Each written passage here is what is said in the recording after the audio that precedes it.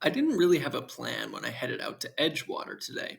In the past, I haven't spent a lot of time in the neighborhood, so I did a little research on it and basically went out with the intention of exploring. But as I started biking around, I discovered something. My assumption was that it was going to be a rather easy place to get around by bike, but for reasons I'm about to discuss, I found it to be one of the more difficult areas I've been to in the city to bike in. Now, this probably isn't that surprising if you're familiar with how the city is generally laid out. As you get farther from the city center, things become generally more car centric. Edgewater is about 8.5 miles from the city center, roughly the same distance from downtown as Hyde Park or the western suburb of Oak Park. But what made it interesting to me was that to the untrained eye, it might seem like Edgewater's bike infrastructure is reasonably good. The main piece being that there are separated bike lanes on Clark Street, and throughout the neighborhood areas, there are lots of painted bike lanes. However, when you actually go out there and experience it, biking is a very difficult and confusing experience. Let's start with the bike lane on Clark, which is pretty good. Aside from having to cross really wide intersections with long lights, I've always been happy to take Clark.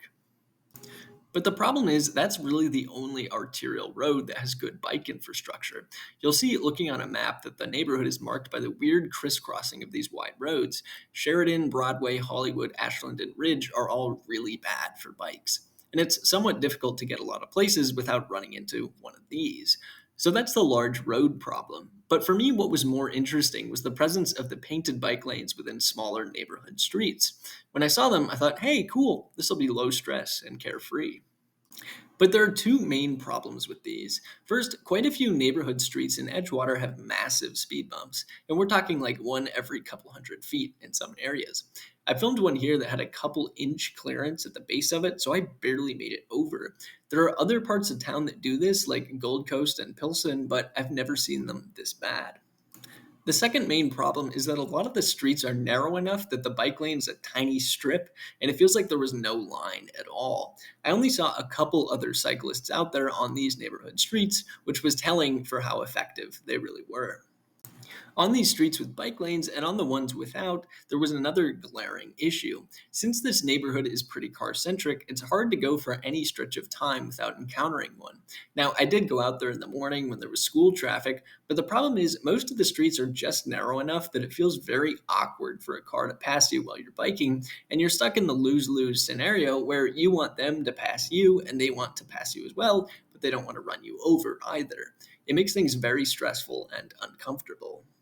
And finally, the last major issue was the one ways. Your ability to navigate one ways obviously improves as you spend more time in an area, but even when you are familiar with them, there can still be scenarios where it's really inconvenient. Here in Edgewater, I found myself going the opposite direction of one ways or having to walk my bike on the sidewalk quite a bit just because it was so hard to find how to go in the direction I wanted to go. My attempt to navigate this intersection was particularly bad, given that it combined really busy arterial roads and confusing one ways. So that was my experience in Edgewater. This video probably comes across as pretty negative, but I want to make it clear that the city is trying to make the neighborhood bike friendly. It's just very difficult in the area with the third highest population density in the city and having to deal with traffic from Lakeshore Drive filtering in. In terms of fixing the issues, I'm not a city planner, so I'm not going to make recommendations from my armchair, but I do know that no cyclist wants to deal with massive speed bumps. Thanks for watching.